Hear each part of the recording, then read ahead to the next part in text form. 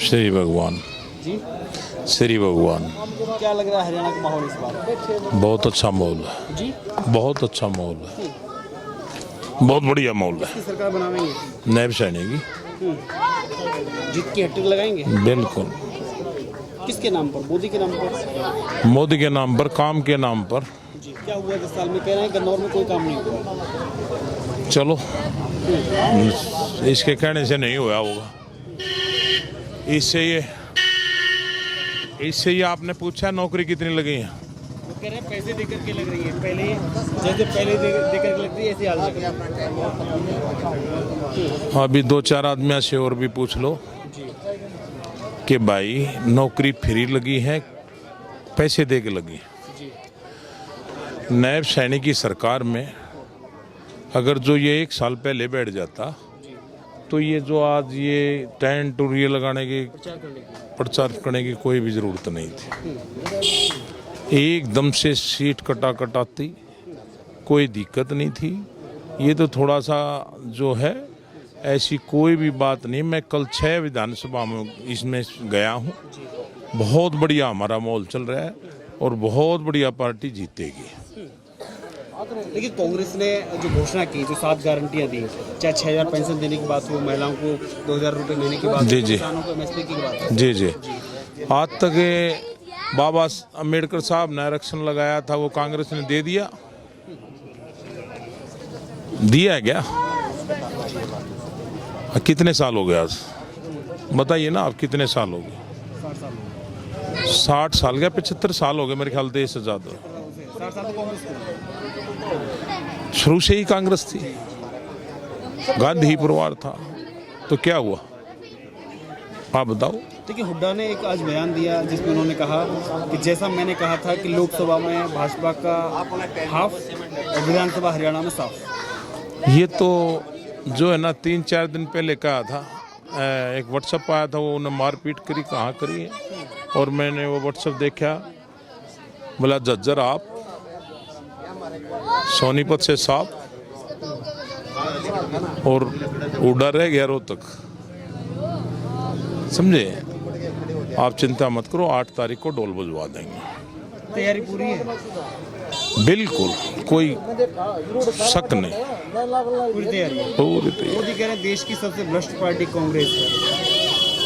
ये तो आपने भी बताया ना इन बातों का। ये तो आप पत्रकार हो, आप एक चीज को टोकते हो, एक चीज को पूछते हो, तो आप लोगों को सबको पता है ये कि भाई एक पार्टी कैसी है। ये पर्ची खर्ची का जो मुद्दा है हरियाणा में, जी, कितनी सच्चाई है? सारी सच्चाई है। आज जो गरीब आदमी के बच्चे लगे हैं, कल मैं बड़ा गांव में था तो वहाँ 5,000 वोट हैं, और 5,000 वोटों में से उनने लोटे में नून डाल के कहा कि हम जो है 100 वोट जा सकती हैं शराब पी के आगे, और नहीं तो पूरी नैब सैनी को वोट जाए। 50 नौकरियां लगी हैं। अब पहले नौकरी कितने में लगती थी? 20 लाख में, 30 लाख में। आज नौकरी उस गांव का कितना प्रॉफिट हुआ है आप बताएंगे? कितना प्रॉफिट हुआ? पहले ना हमारी ताकत थी MLA के पास जाने की, ना MP के पास जाने की, ना हमारी कोई सुनाई नहीं होती थी। आज जो बच्चे लग रहे हैं, आपने कभी ढेया परिवार सुना है? ढेया परिवार देखा भी नहीं होगा। जो ये गधों पे चलते हैं उसको ढेया परिवार बोलते हैं। जमुना के आसपास पाते हैं, इधर ये पाते हैं। तो ढाठरस गांव में था मैं, ढाठरस गांव में बता 4 बच्चे हम उनके लगे हैं, जब खाता ही नहीं खुला था किसी का। समझ गए? तो कौन कहता भ्रष्टाचार की सरकार? कौन कहता खर्चा पर्ची?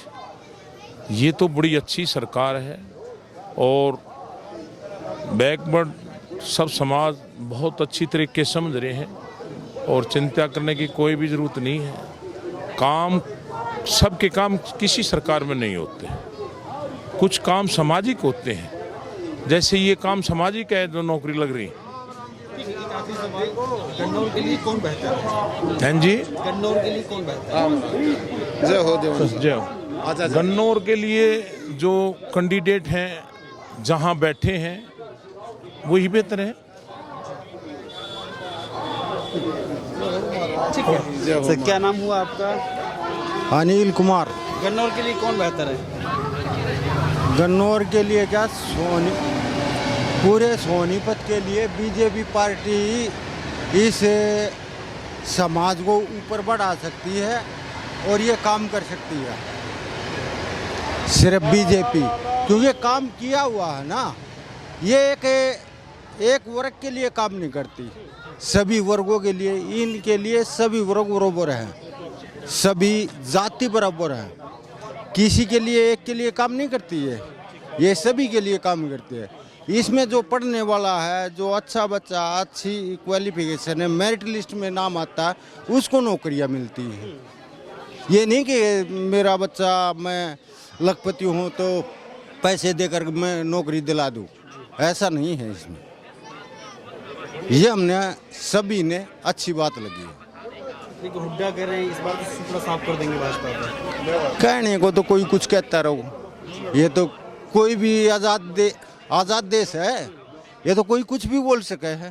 देखिए यहाँ एक निर्दलीय प्रत्याशी है, उन्होंने आरोप लगाया कि भाजपा प्रत्याशी भूमाफिया हैं, व्यापारी हैं, धंधा करते हैं, 5 साल और फिर चुनाव में आ जाता है।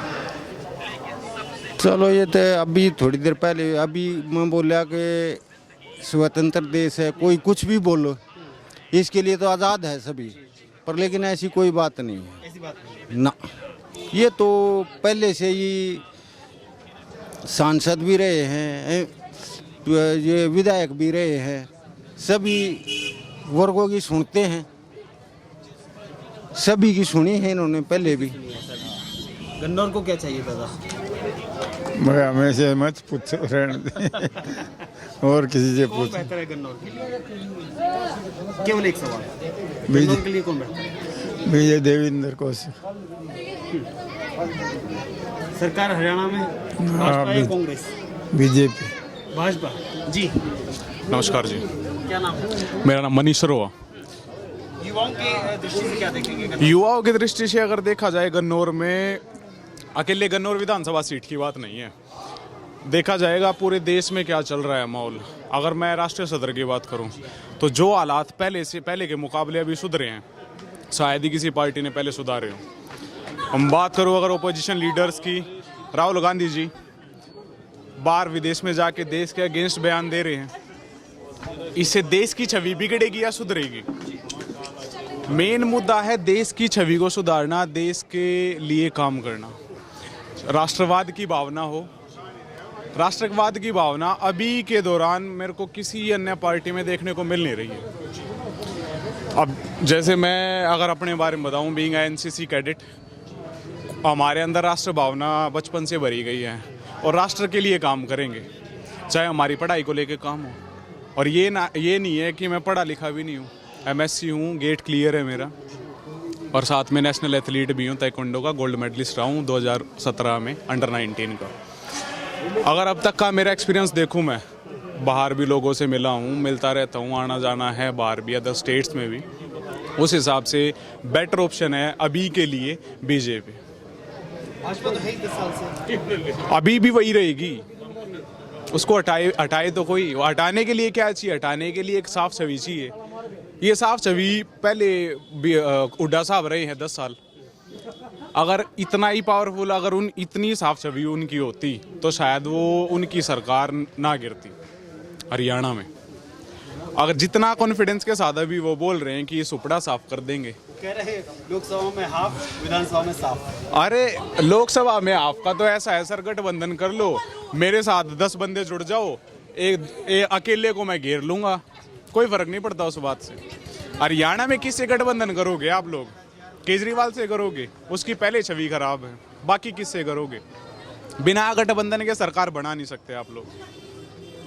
जैसा माहौल दिख रहा है, अगर गन्नौर विधानसभा सीट की मैं बात करूं, राई विधानसभा सीट की मैं बात करूं, पानीपत विधानसभा सीट की मैं बात करूं, जो नज़दीकी लगती है, लगभग सारी एक ही बेल्ट पे पड़ती हैं, तो मेजरली जो देखा जा रहा है, शायद अभी तक का जो मेरा अनुमान रहा है, वो बीजेपी यहाँ से अभी लीडिंग में चल रही है।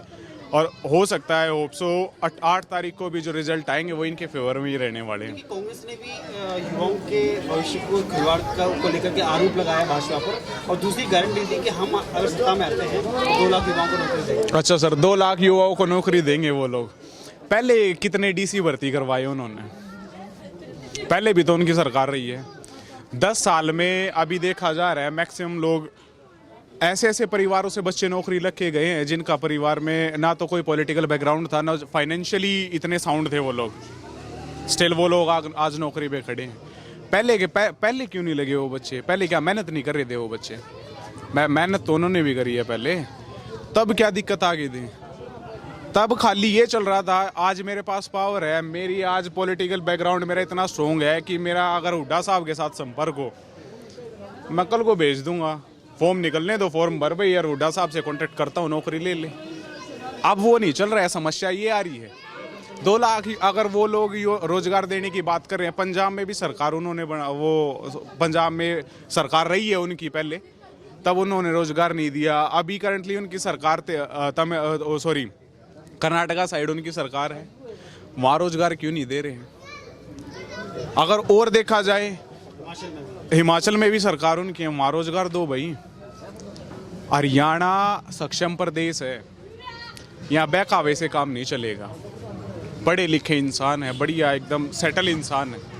स्पोर्ट्स के मामले में देखो या पढ़ाई के मामले में देखो, खेती किसानी के मामले में देखो या किसी अन्य क्षेत्र में आप लोग देख लो, यहाँ के युवा अपने दम पे नौकरी लगना जानते हैं। वो किसी के 2 लाख नौकरी के बहकावे में ना आए थे, ना आएंगे, और इन फ्यूचर तो अभी देख रहे हैं आप लोग कांग्रेस का जितना माहौल चल रहा होगा। एक आखिरी सवाल जी, मोदी का जादू चलेगा हरियाणा में? मोदी का जादू सर चल रहा है, अभी भी चल रहा है। और दूसरा जो अभी करंटली उन्होंने जो सबसे बड़ा एक स्टेप लिया है, एक ओबीसी बिरादरी से सीएम बनाना, ये एक मेजर डिसाइडिंग फैक्टर रहेगा इस चुनाव में, जो मेरा पर्सनल मानना है। ये एक ऐसा फैक्टर रहेगा जो शायद इनको दोबारा वापस पावर में लेके आए।